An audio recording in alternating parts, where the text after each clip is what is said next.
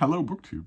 And hello, AuthorTube, or whatever approximates AuthorTube these days. The other day, I made an update video about NaNoWriMo. Tell you how I was doing with National Novel Writing Month, an international event in which hundreds of thousands of people all over the world add to already busy Novembers the madcap idea of writing 50,000 words of an original work of fiction, 1,667 words a day. I love NaNoWriMo. I've done it for years and years. I do the spin-off months as well, the camps NaNoWriMo.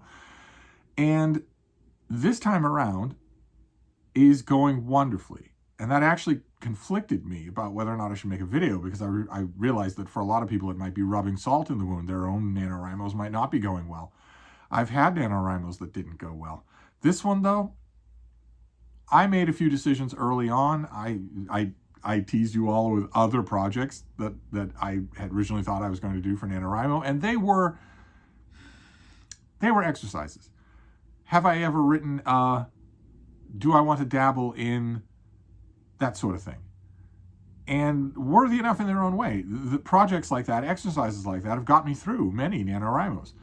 This just, it wasn't doing anything like that for me, and the whole time there was a concept that was nagging at me. And I kept putting it aside because I kept thinking, well, that concept, a theme, a structure, is totally out of fashion in fiction nowadays, and also in the 21st century, just in society. It's totally out of fashion. And so why would you bother to write it? And I didn't pursue that rejection any further than that. I just kept going with the project ideas. And then I realized, no, the reason that you do it is because you want to. I really, really wanted to write that story, which has been my writing advice to impressionable young men between the ages of 18 and 25 for roughly 170,000 years. I have been telling them, don't pay any attention to the market, don't pay any attention to exercises, don't pay any attention to what other people might think is fashionable. Write exactly what you want to write. And you will get better at it. And if you decide to publish it or circulate it, it will develop an audience. It will find a readership. I've said that forever and ever. I've said forever and ever I've excoriated writers who pursue being a bestseller. And yet, there I was, not taking my own advice. So eventually I decided, no, it just doesn't feel right, and the beginning of NaNoWriMo is getting closer and closer. Why don't you take the idea, the story, the kind of story that you had, that you've been pushing away, and flesh it out? It's a kind of story, so it's not a genre yet. So I picked a genre, fantasy. And then I had to fill it with characters and actually figure out a way to do that, a way to tell the kind of story that I want to tell. And it fell into place because I had that original desire as a motor. And when it fell into place hard. I have been loving writing this story. It's called Vio Fala. It's a fantasy novella, and I have been loving writing it. Absolutely loving. I'm actually ahead of schedule, which would be the first time I ever finished a story for NaNoWriMo before the end of the month. If that happens, it'll be the first time. It could very well happen. It could very well happen. I told myself at the beginning of the month, I'm going to change 1,667 words to either 1,700 on an average day or 2,000 on a good day, and that each of those days would be a chapter. I told myself that at the beginning. I usually do that in NaNoWriMo. I can't really imagine stopping in the middle of a chapter and picking it up the next day. I can't really imagine doing that. And I plotted it out. Not exhaustively, but enough so that I wouldn't be, 2/3 of the way through when the month ended. And many is the day so far in November where I write the next organic, I don't have any of this written out, but I write the next organic unit, the next step in the story, the next chapter, the next 1,800 words. Many's the day in November where I do that. I have a huge smile on my face because I feel like I've been playing instead of working. I get up, I fix some rice, I walk the dog, I come back, and all I want to do is write another chapter, and I do. So I am technically ahead of schedule. That may happen. I may finish ahead of schedule. But the whole time that I was doing it, it was bothering me because all the while that I've been telling impressionable young men between the ages of 18 and 25 not to intentionally try to write a bestseller. Don't whore yourself out to markets or trends. The whole time that I've been telling them, I've also been telling them there's no supernatural element to writing. There's no such thing as inspiration or the muse. And so, therefore, there's no such thing as writer's block. Those things don't exist. All they are doing ultimately is indulging in the human penchant for invoking the supernatural when there is no supernatural. If the supernatural exists in any aspect of life, whether it's writing or anything else, show it to me. Neither you nor anyone else who's ever lived can do that. So I am completely comfortable in saying that it does not exist. But not only does it indulge in that penchant, but it also it takes part of the writing process out of your hands. In the same way that, my lucky pen or my favorite snacks or my favorite Earl Grey tea or whatever, I can't write without that, I need my tunes and whatnot. I have always railed against that because the 100% of the ability to write, the responsibility for writing is yours and yours alone. If you are substituting for the muse or a god or a goblin, a magic lucky's foot or a particular kind of trail mix blend in a bowl, you're just swapping out one excuse for another and saying that this part of my writing is not under my control, which is a ready-made excuse. You are crafting a backdoor to excuse yourself from laziness and, well, no, it's pretty much just laziness.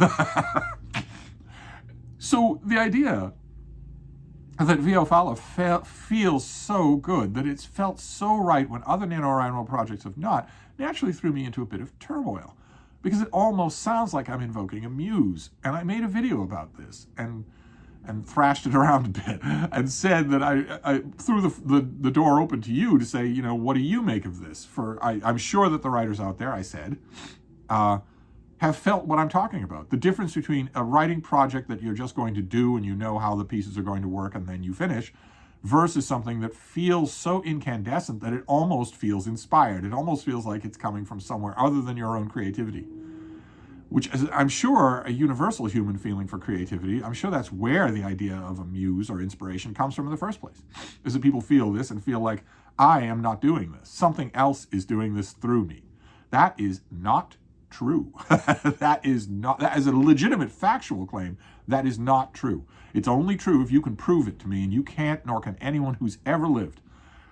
But I did worry about what this means. What does this mean? What does this ultimately mean? That this NaNoWriMo project feels better than all the others. And my mistake was throwing the discussion open to the floor. Any gestures of my part in the direction of democracy are always a bad idea. And sure enough, young Grix, I'll leave a link to his channel. He did one of his beautiful walks in the countryside, where he walks and talks in the beautiful countryside, taking up this subject, because Grix is just young enough to hope that there are all sorts of supernatural elements in the world. Although he says in his video that he does not think that. Nope, writing is just a skill that you can learn like anything else. He mentioned surfing. Of course. But the climax of his video, he looks at the camera and says, he's making a response to me, of course, and he looks at the camera and says, Steve,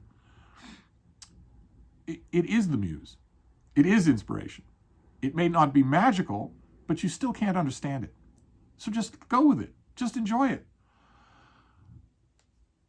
Something that's happening cannot be understood, so I should just sit back and enjoy it. I swear, there are times when I think Grix is not a South Boston Irish Catholic at all.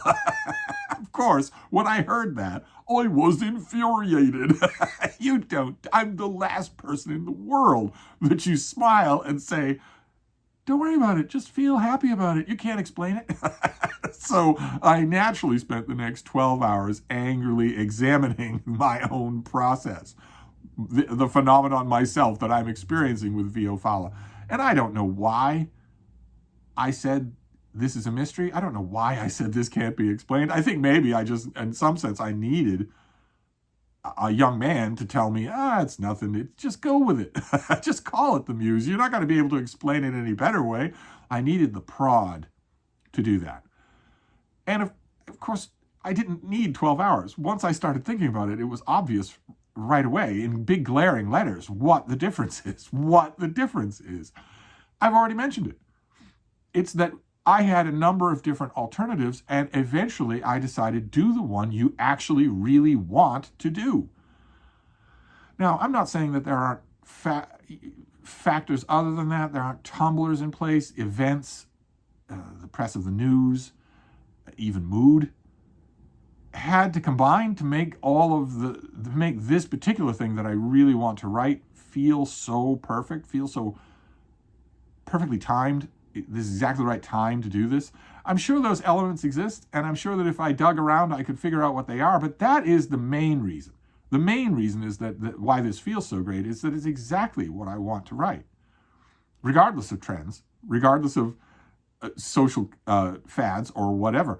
And I mentioned in that earlier video that the only other NaNoWriMo project that's ever felt quite this good was The Empress of Sailings, a story that also I thrashed around with. I had plenty of other alternatives that I was going to write, and I decided to write that one even though it felt self-indulgent. Writing should feel self-indulgent. It's editing that shouldn't. Writing should feel self-indulgent. I'm getting to a bigger point. I have a bigger point on this, I promise. But in The Empress of Sailings is the story of a prim and proper, wealthy older woman who receives a drastically bad diagnosis and is told by her oblivious doctor, who I admit I modeled after Dr. Kaliki in the play Wit. She's told by her oblivious doctor the horrible Somme battlefield that they will make of her body in order to try to save her. But she's smart, and she knows that they can't save her, and decides that instead of doing that, she is going to take a cruise around the world. A big, lavish cruise around the world. And it's kind of her unspoken intention to die at some point on that cruise and never to come back home. But she knows she can't do it alone, and she doesn't want to involve her faithful retainer and car driver. So she drafts a young relative who's barely ever heard of her. And the story is, it's them bonding with each other, but it's also the story of a grand cruise. I had to research cruise ship travel. I've sailed on every inch of water all over this planet, but I have never been on a cruise ship. Obviously, I don't know why anybody would be. I had better research what they're like. I watched a million videos on what cruise ships are like. And then right after I wrote that story, COVID-19 hit and kneecapped the cruise ship industry, at least for a little while. And The Empress of Sailings was totally self-indulgent. 100%. It was just exactly the kind of emotional, ultimately uplifting, character-driven story that I wanted to write. Plus, I wanted to do the research about cruise ships. Well, I loved it. I loved the feeling of doing it. The NaNoWriMo projects all around it, I barely remember. The Empress of Sailings, I remember every minute of how wonderful it felt to write that. Well, that's what it has in common with Viofala, is that in both cases, I very, very much wanted to write this kind of story. Now, that doesn't mean you just chase after this blindly by sitting down at your keyboard and just writing whatever the heck you feel like writing. No, you have to have the skill to bring what you want to write into existence. You need a certain amount of skill and practice to do that. The fact that you really want to write it will not save you. It will not create this thing on its own. That's the fallacy when people feel this way and say, I felt like I was taking dictation. I felt like it was coming from outside of me. No, you need the preparation and the craft in order to make it feel that way. You just might not be conscious of it. And so that is the answer to Grix telling me to just, lay back and relax. Just let it happen. You're never going to understand it. That is the explanation for it. I should have seen that right away. That is the explanation for it, is that it is exactly what I want to write, matched with the appropriate level of experience, of craft, of the ability to put the story into place. Which, another element of that, it wasn't hard for me, but for those of you who are watching this video maybe in the future or maybe now, and you are writing, you're grappling with writing, especially grappling with the beginning to write, which is usually where I came in when I taught writing. I want to point out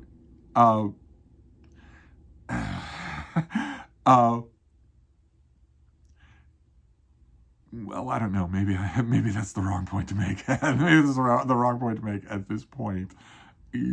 Oh, I do have a larger point though. Regardless, I'll leave that tangent for another time. I have a larger point about doing this, about abandoning. Here's a project that I want to do. Here's an enterprise that I want to undertake about family history that my relatives will like to see, or that my kids might like to read, or whatever. Just write for yourself. Completely for yourself. What is it that you want to do? That's going to require a little bit of introspection to figure out what that really is. But the larger point that I wanted to make involves the publishing world. One of the goals behind NaNoWriMo, the main goal behind NaNoWriMo, is to get you to write without editing, which is an absolutely priceless tool. That is the thing that separates dilettantes who never do anything and never show anything to anybody from people who actually do write. And you can't do NaNoWriMo otherwise. Unless you have literally all day long every day to do it, you can't write with the brakes on. For NaNoWriMo, you have to write without editing and do the editing later, which is exactly what you should do. Editing is a different skill from writing. They're not connected in any way. You shouldn't connect them yourself by trying to do both at the same time. But another aim of NaNoWriMo is to shunt you towards publishing. They're happy that you're happy being in a vast community of people doing this very lonely thing. That is wonderful. That is absolutely wonderful. And I'm no one to preach since I don't publish my own work yet. But one of the things in the back of their mind, or the front of their mind, or the front of their agenda, is to get you to think about publishing your work eventually, down the line. Not the first draft you write for NaNoWriMo, but eventually, down the line. And the larger point that I came to when I thought up the answer to the Grix conundrum, which is, of course, write what you want to write, the kind of thing you want to write, the kind of characters, the kind of climax, the kind of story, the kind of emotional payoff, all of it, no matter what. Write what you want to write. But the larger point that I came to that I'll wrap up with here is that you might think that all writers do that, but they don't end up doing that. And the main thing that stops them from doing that is the mainstream publishing world, where first it's an agent, maybe an agent's assistant. Then it's a publishing house with a barrage of different editors, each one coming at you in a different way. And if you're really talented, or you get a negative reputation as a bit of a problem, well, maybe you go to the editor-in-chief, the big guy or woman who's in charge, and is in charge of a lot of other editors. And the impression that you'll get when you get on the Zoom call with her is that you'd better take her instructions down to the last detail. She could ask for a character to be renamed. And the stick that allows those threats to happen is that if you don't like it, you can lump it. They're offering to get your book in bookstores and distribute it and get you on Larry King or whatever. They're not going to do any of those things. They're not going to do any of those things. They're going to give you a box of your own galley copies and tell you to hit the road. We hear that Politics and Prose is just a 2-day drive away from you. Give us a postcard when you get there. We're not going to arrange anything for you. We don't have the budget for that. We just had just barely enough of a budget to geld your project and boss you around. Well, after that, well, no, you can't expect us to shell out for plane fare. The mainstream publishing world is meant to deaden the very things I'm talking about, and the indie publishing world is not. So the ultimate goal, the ultimate lesson from what I learned about this whole process is that since you should always be writing exactly what you want to write, that is not a blank check, that is not a ticket for you to abandon craft. Craft, with research, with diligence, you should always be writing exactly what you want to write, exactly what that is. And the lesson here is that since you're going to have a manuscript that looks like that, and you don't want anything other than what you actually want to write out in the world, indie publish. Indie publish. You're going to be shelling out money for this process either way. You're going to be paying for your agent, or they're going to be taking a cut of what your book eventually makes. That's a monetary figure, and it's on the table. It doesn't feel quite as abrupt as paying out $5,000 for your indie book. $2,000 for your indie book. You have to hire an editor, and they have to be good. You have to hire a cover designer, a cover illustrator. Probably good to hire a proofreader once the editor is done, to catch all the stuff they didn't catch. That's going to add up. You can find good rates, a Fiverr or whatnot, but that's still going to add up. The cover is all important. That's going to add up. That's going to cost you a pretty penny. And And there'll be other things too. You'll be mailing out review copies to people and all that. You'll have to factor all of that in. The point being that the actual financial cost when you total that up isn't any different from the financial outlay that you would do for the mainstream world. But the book that's going out into the world, if you do it indie, is exactly what you want to write. And never mind the focus group editors and the line editors and the commissioning editors at a mainstream publisher who will tell you, well, I know this is exactly what you want to write, but it won't do well. It isn't going to do well with our focus groups. It isn't going to do well with the marketing people. They're suddenly involved. Don't let them be. Indie publishing has never been more reputable and more professional than it is now. Just go that way. But anyway, I guess what I'm trying to do is convince myself. Because I know I said this about 2020 and 2021 and 2022 and 2023, but I would really like to publish something. Fiction. Or even a book that's not fiction. I'd like to start publishing my own work and, putting a dollar price tag on it. But anyway, I wanted to tell you for this writing update, this NaNoWriMo update, that I solved the Grix conundrum. He said it isn't necessarily magic, but that doesn't mean you're ever going to understand it. You're not going to understand it. Just experience it and enjoy it. Which is the wrong thing you're supposed to say to someone who was trained by Jesuits. So now I do understand it. And that, of course, is the answer. It was staring me right in the face the whole time. Write what you want. Write exactly what you want. You still have to shape it. You still have to work real hard. But you shouldn't be compromising that to anybody for any reason. So anyway, I'm going to wrap this up. I don't know if this made much sense, but I'll leave a link to Grix's channel. His video certainly does make sense. So I'll wrap this up, and I will see you soon. Thank you, BookTube.